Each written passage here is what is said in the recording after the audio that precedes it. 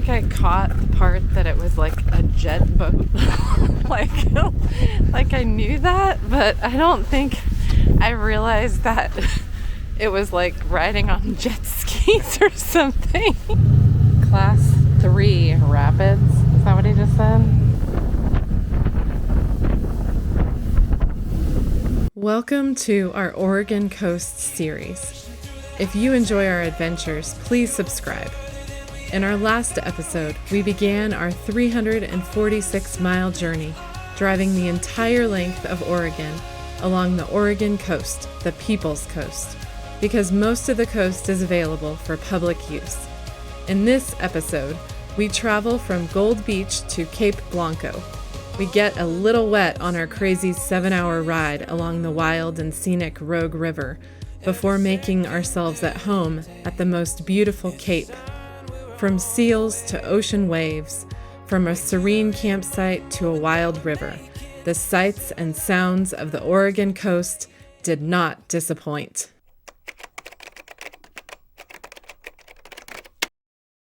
We are running late, trying to get to our next destination, eating our grab-and-go breakfast in the car, and excited about the day, but it is cloudy, so we'll see what the day brings. We are going to go down the river today in a what? Ferry boat. And what kind of boat is it? A jet boat.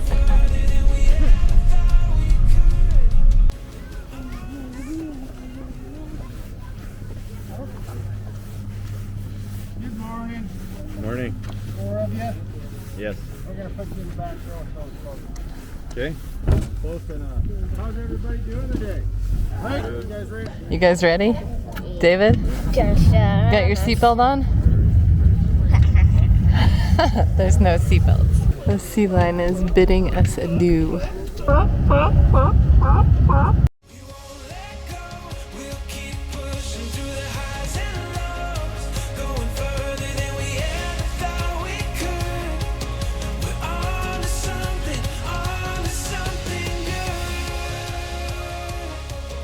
Are you ready for this? He said we're gonna go up to 50 miles an hour. And let everybody on the front laugh at you. And take your picture when you do it. Hold on to your hats, boys.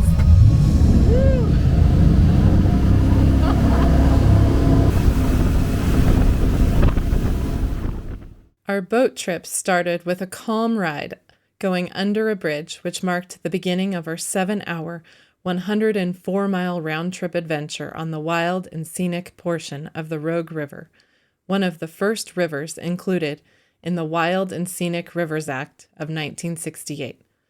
The Rogue River flows 215 miles from Crater Lake National Park to Gold Beach, where our boat trip began. We're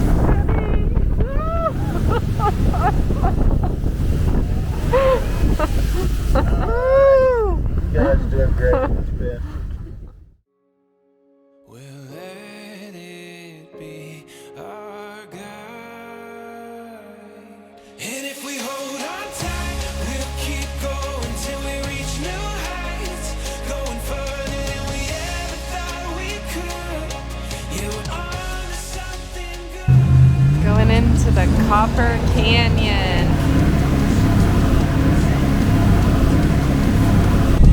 Stopping here for a break, stretch our legs, put on life vests for the next part of the journey up the river. And he's a little impatient. He's gonna take his potty break too. It's got 4 Chevrolet 300 horsepower motors, so it's got about 1,200 horsepower. He said he could drive it in 6 inches of water. It's got a flat bottom. 6 and inches of water. No props in the back to get hung up on rocks or anything. I don't think I caught the part that it was like a jet boat. like I knew that, but I don't think I realized that it was like riding on jet skis or something. I'm really curious what the rapids are gonna be like. I'm a little nervous for that. It's already been adventurous. It's supposed to be quite the experience in the front row, but we were the last ones on the boat, so we got the primo last row seats. I don't mind it. I don't think there's a bad seat on the boat. I don't think so either. I'm glad the seats are raised. And we're on the longest boat ride, which is 104 miles. I mean, we always have to do everything, like, we gotta put everything in. We can't do it half-heartedly. We gotta do it. Yeah, we gotta go all in. So we're doing the rapids just after we stop here.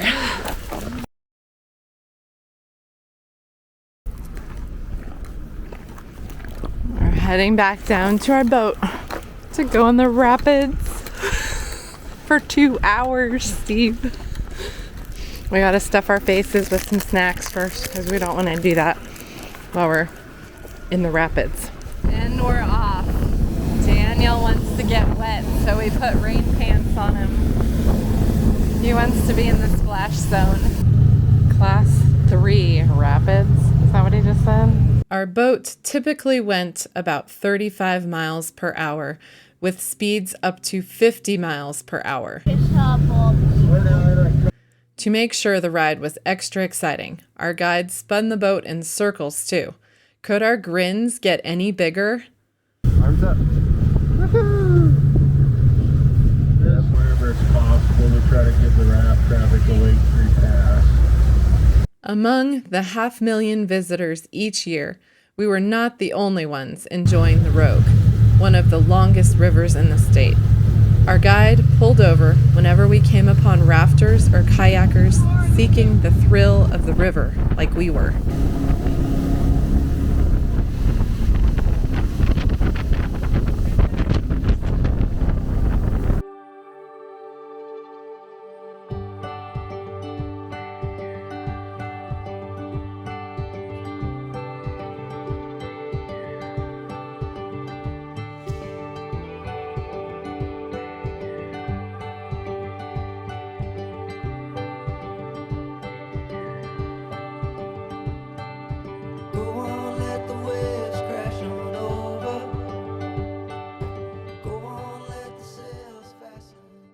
The boat rides up the Rogue River are not always this exciting.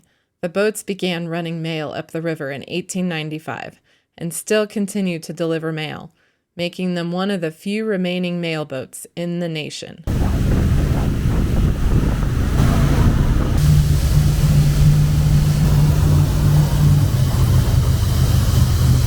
Paradise Falls.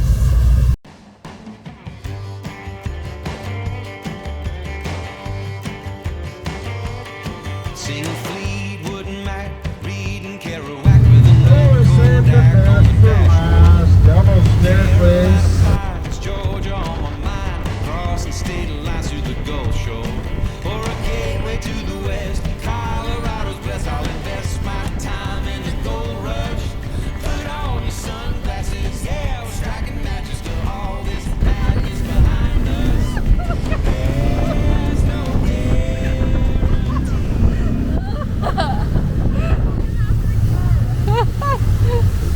On the way to Grand Pass.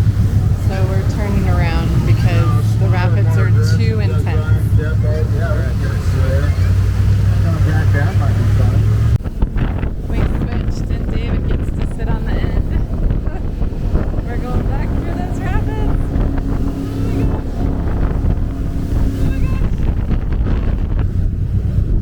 My glasses are wet again, and I got a refreshing drink from the river.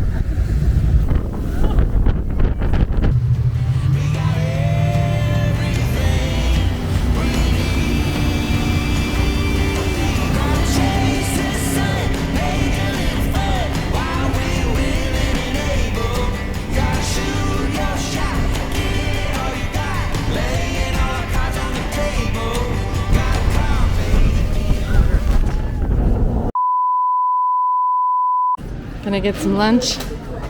Yes. We get soda. We survived the rapids and made it back to Agness Hit for barbecue, lunch. Rogue River hit meal. Ribs, you got beef brisket and pulled pork.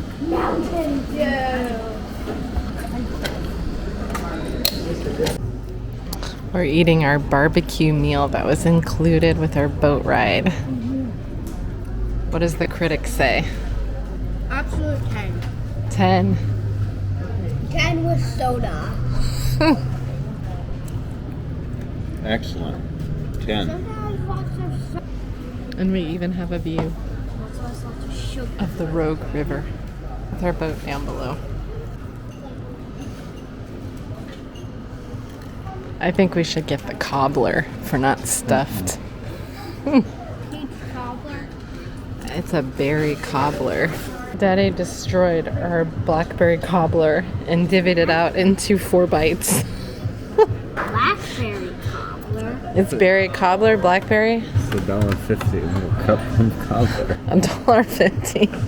Why didn't you just buy 4 cups of cobbler? Yes, it should have. Ice cream on it would have been better. Right? Soda. But you were being cheap. Mm-hmm.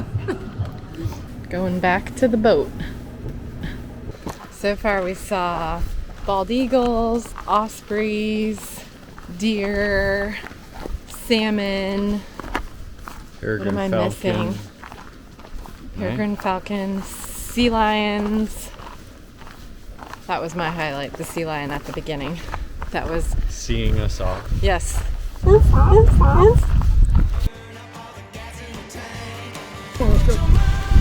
Boys ready to head back down? Yeah? After lunch, the sun came out, providing much needed warmth for our very windy ride back to the dock.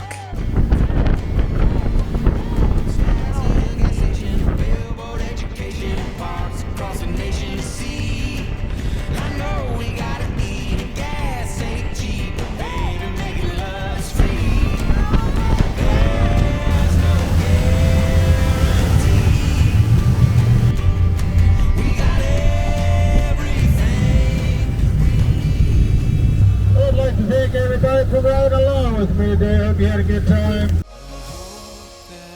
lines the sky.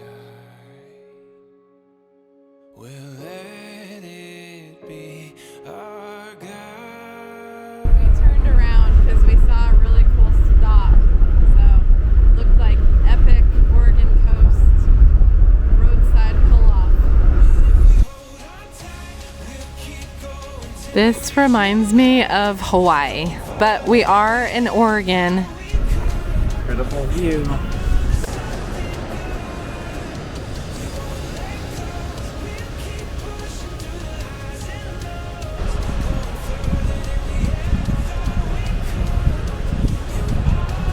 This is my second favorite place here, tied with Harris Beach State Park. It is glorious. We just saw a bald eagle fly by. Wow, look at those cliffs. They're crazy pointed. Like over there. You want to stay here forever? Let's pop a tent right here.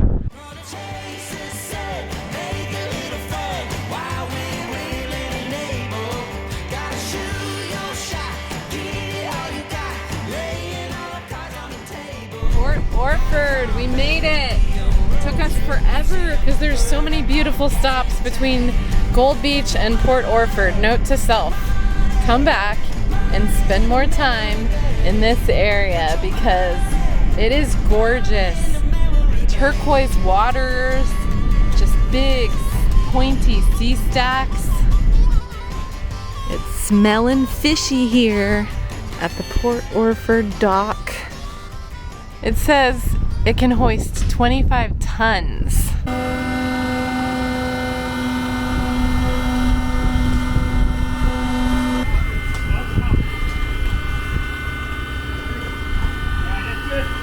Port Orford, where the mountains meet the sea, is home to one of the 6 dolly docks in the world.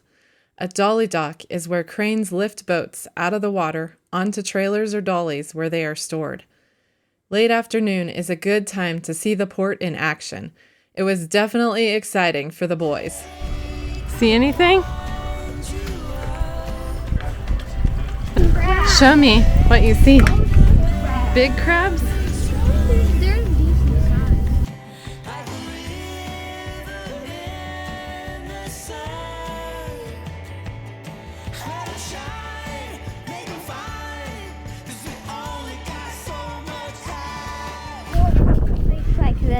I grow up. Oh, yeah.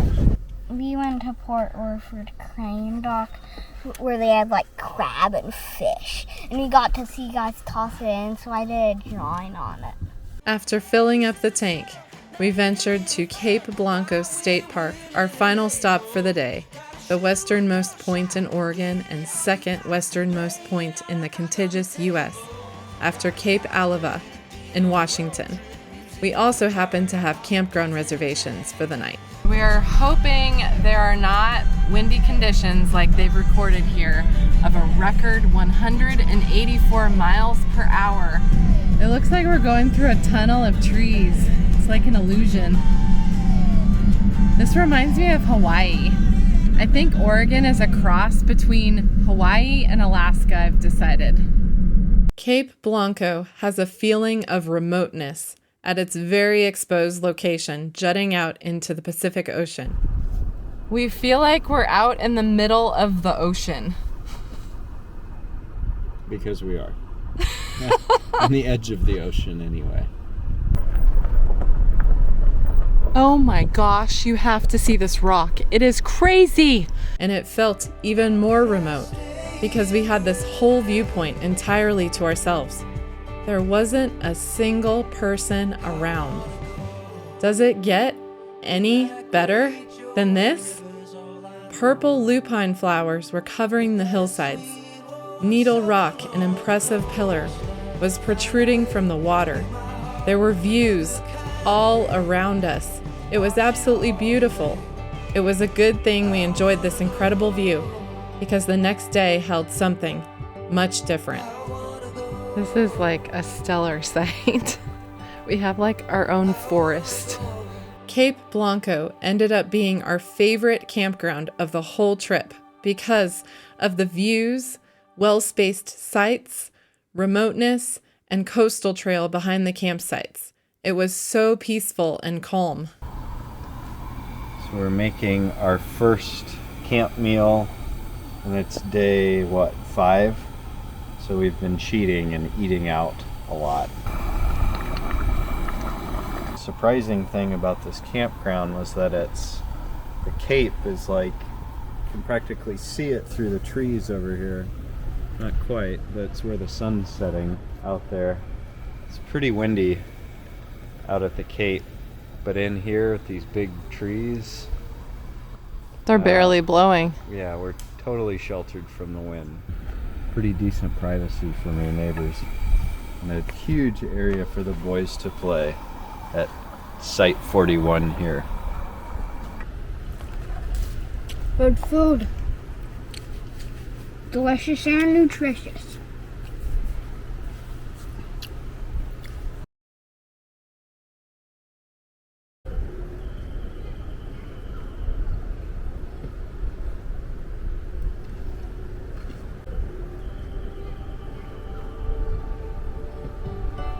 This is an awesome campsite. I love this one. It just really feels remote, like we're on an island, but we're on a cape.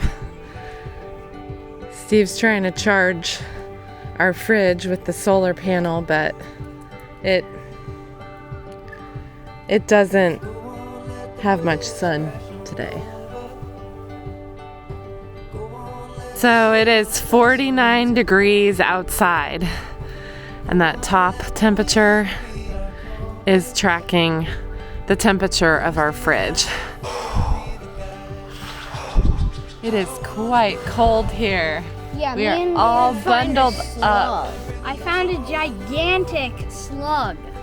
Is it on there or you put it on there? I found it on the ground. Oh my gosh. That is massive.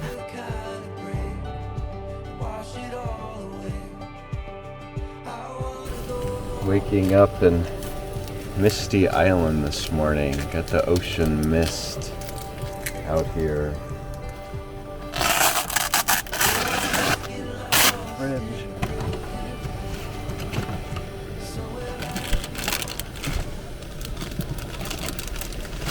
All our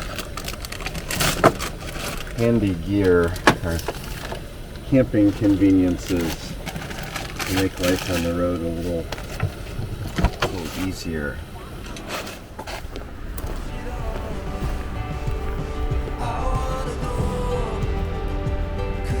We just had to check out the trail behind our campsite before packing up camp. We can hear the waves from our campsite, which is pretty cool. All night, hearing the ocean. We are heading out to check out the Cape Blanco Lighthouse. You can't see the lighthouse. It's just it's just consumed by fog and clouds. Can't even see the rock pinnacle that we saw. No, Just you off the can't. shore. No. That's so sad. That just shows you how much the weather can change. Our campground was just a short drive to the lighthouse and then a half-mile walk. There's the lighthouse. See that building? You can see the top of it. The Cape Blanco Lighthouse, built in 1870, is the oldest standing lighthouse in Oregon and is situated 256 feet above the water. It is one of 11 lighthouses in the state. You can do tours of the workhouse, but we don't have time, so we're just going to run in the visitor center and be on our way. Before heading to our next destination, it was fun getting stopped by a family that was admiring our Forerunners accessories that Steve built. All right.